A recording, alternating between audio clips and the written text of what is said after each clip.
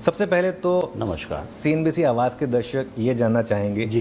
कि gene therapy और car-T therapy ये है क्या और इसको रेवोल्यूशनरी क्यों माना जा रहा है?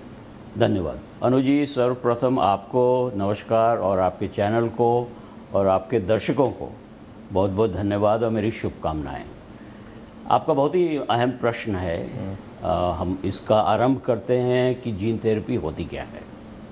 तो मूलतः आपको मालूम है कि जो बड़ी बड़ी जो मुख्य बीमारियां हैं, रोग हैं, खासकर कैंसर, उसकी चिकित्सा पूरे आयु तक होते रहती है। रोगी के पूरे आयु तक चिकित्सा होते रहती है। जीन थेरेपी अपने आप में एक ऐसा चमत्कार है कि इसको एक डोज दे के आप पेशेंट को क्योर कर सकते हैं। मतलब बीमारी का जड़ से आपने उन्मूलन कर दिया। इस विषय पे करीब 100 वर्ष शोध होता रहा है, असफल रहा है। अब अंततः हम लोग इसमें सफल हो गए हैं। इसी को जीन थेरेपी कहते हैं। अर्थात कि जो मूल कारण है किसी रोग के उत्पन्न होने का, उसका उन्मूलन करें, जो कि एक जीन होती है।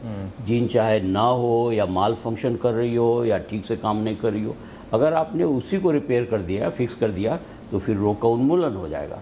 इसीलिए आज ये दवा इतनी चर्चा में है, जिसको कार-टी कहते हैं या जीन थेरेपी कहते हैं। ये इसका बैकग्राउंड हुआ।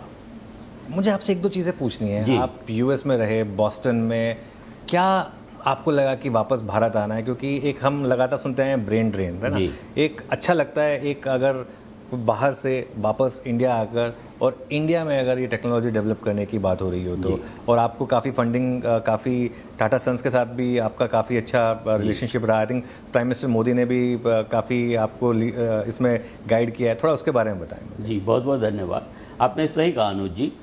मैं भारतीय मूल का हूँ और बहुत ही स्वाभिमान के साथ कहता हूँ कि भारतीय मूल का।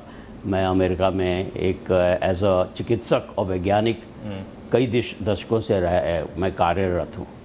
और ज़्यादा मेरा कार्य रहा है हार्वर्ड यूनिवर्सिटी के, हार्वर्ड मेडिकल स्कूल के मेडिकल डायरेक्टर के रूप में, और अन्य जो दवा की कंपनी है, जैसे आपने कहा। तो लगभग 3-4 दशक अमेरिका में काम करने के बाद एक अनुभूति होती है, एक जिज्ञासा होती है कि हमने इस देश को, यानी अमेरिका को, बहुत कुछ दिया। अपनी मातृभूमि को क्या दिया, जहाँ मेरी एजुकेशन फ्री ऑफ कॉस्ट हुई, जो मेरी मातृभूमि है। आज मेरा डीएनए एक भारतीय का है।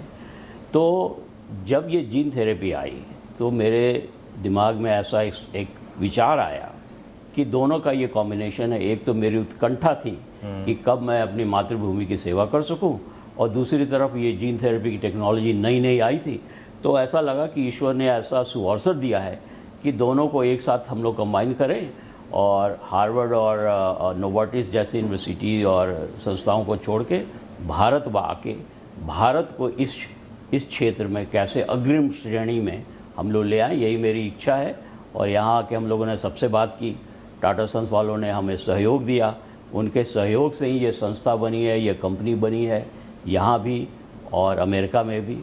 और माननीय प्रधानमंत्री श्री मोदी जी का जो आह्वान है, मेक इन इंडिया, उसी से प्रेरित होकर हम यहाँ आए हुए हैं।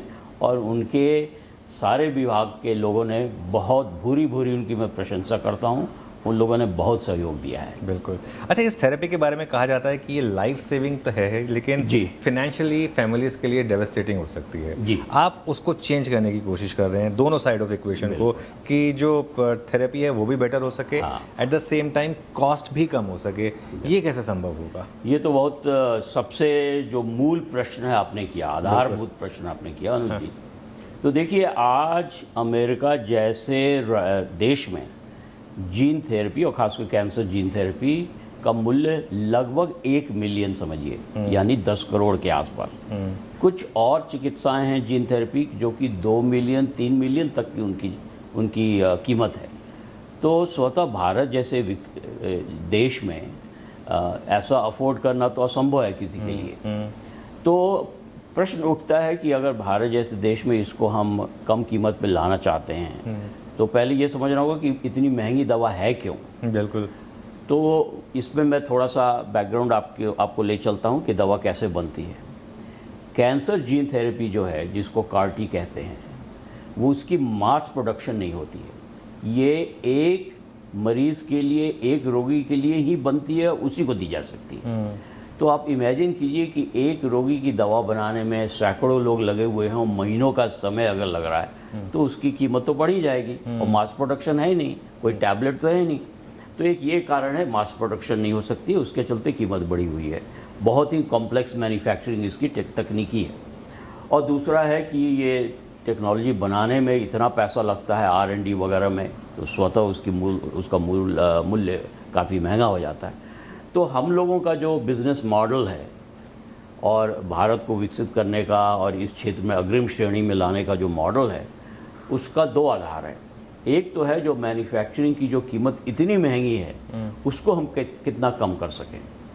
तो जैसे एक पेशेंट के लिए एक बार दवा बन रही है, इतनी महंगी है, तो हम लोगों ने ऐसी तकनीकी का विकास किया है कि जो दवा बनाने में 1 महीना लगता था, 2 महीने लगते थे, वो आज हम 1 दिन में बना सकते हैं। तो स्वतः दाम कम हुआ।